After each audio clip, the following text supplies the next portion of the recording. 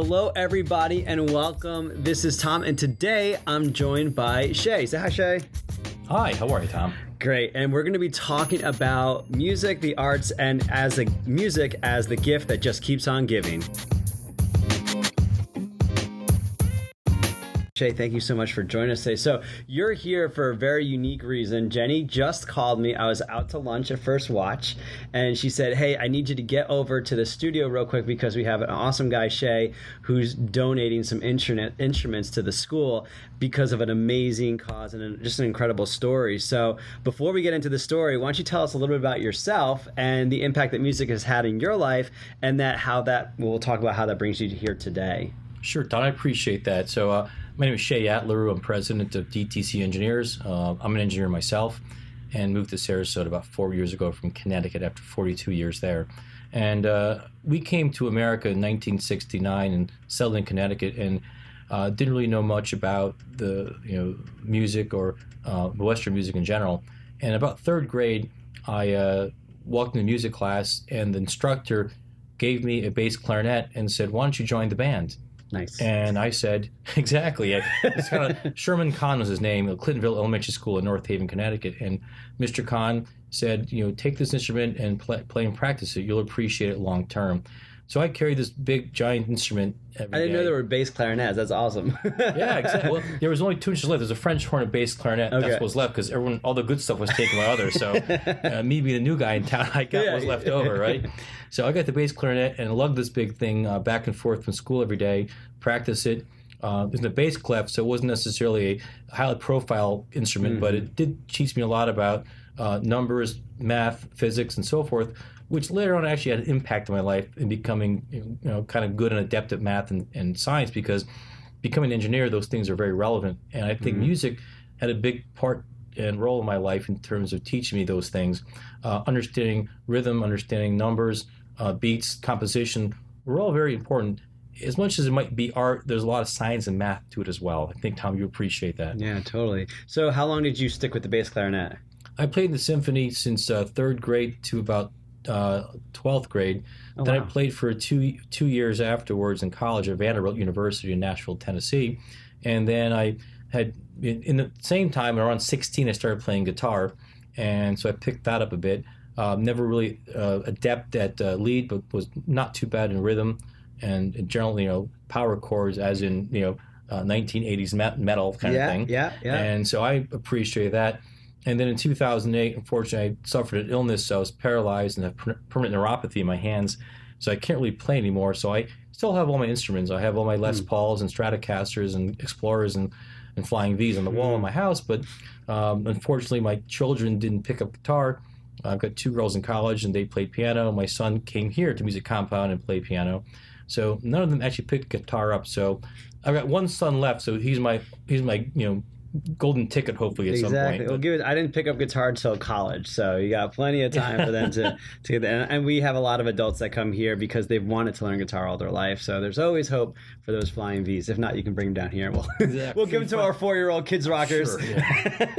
One of the things I want to explore is because one thing I can do is I lost fine motor skill, but I have gross motor skills. So I picked up kind of drumming a bit because I can grasp drumsticks and I can keep a rhythm and keep a beat. So one thing I talked to Jenny about was maybe I'm on lunch breaks, use the downtown office of MC and go there to my lunch break because I work downtown. It's my offices, so I can easily get down there, maybe take that up and learn a few things too, because music's still going to be a part of my life no matter what I do. Yeah, definitely. Well, so music carried through your life since third grade and all the way into college. Now, where did you meet Kenny? And we haven't introduced Kenny yet, but Kenny is the reason why Shay is here. Where did you meet Kenny, and what can you tell us about him when you guys first met and moving forward? Sure.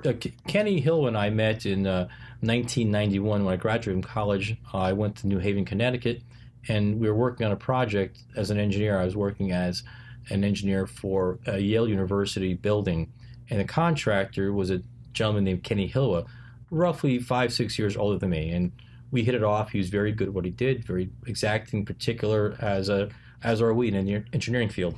So Kenny and I became friends after that, and he was probably my first and longest lasting friend from 1991 till his death in 2019. And so what I did is upon his death, which was after a prolonged illness, I decided to take up a collection of instruments, and I found guitars because Kenny became a great guitarist. One of Kenny's big skill sets was the ability to take anything and learn it and become a master at it very quickly. And guitar was something he picked up later in life, and within a year, he was literally a classic guitarist who was playing venues.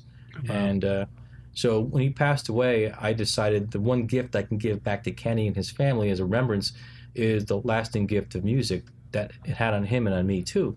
And so I took a collection of instruments that were hoarded by my friends who weren't doing anything with it. Yeah. And I said, listen, let me take your old guitars and amps, and my family's foundation will pay for the restoration of those guitars and amps to make sure they're playable. And can we give those gifts to those who can't afford the gift of music? And perhaps we can have an opportunity for someone to learn music and better themselves in some way, and perhaps find some joy in music like we all did. And so I contacted Jenny, and she readily said, yes, we can certainly help others, and we appreciate that opportunity. So what I'll do, Thomas, from now on, I've given these 2 guitars and 2 amps. I'll continue that search for instruments that we can give to people, and through Music Compound, hopefully you'll keep that lasting gift of music going on in our community. Yeah, and we'd love to keep that, especially in honoring of Kenny, for sure. And one of the things that we try and do at Music Compound is not just teach lessons, because I don't know what it was like for you with the bass clarinet, but when I was growing up as a kid, I took piano lessons, and I would just go into a building, take my piano lessons one-on-one with my teacher, and I would leave. And I never met any other students.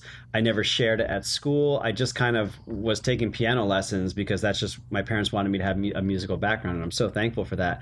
But what we try to do here at Music Compound is collaborate, bring people together. And by having instruments available like what we're doing through Foundation for Kenny, it makes more people able to play, That's terrific. And that's kind of the intent here. We want to continue that legacy and support what you're doing as well.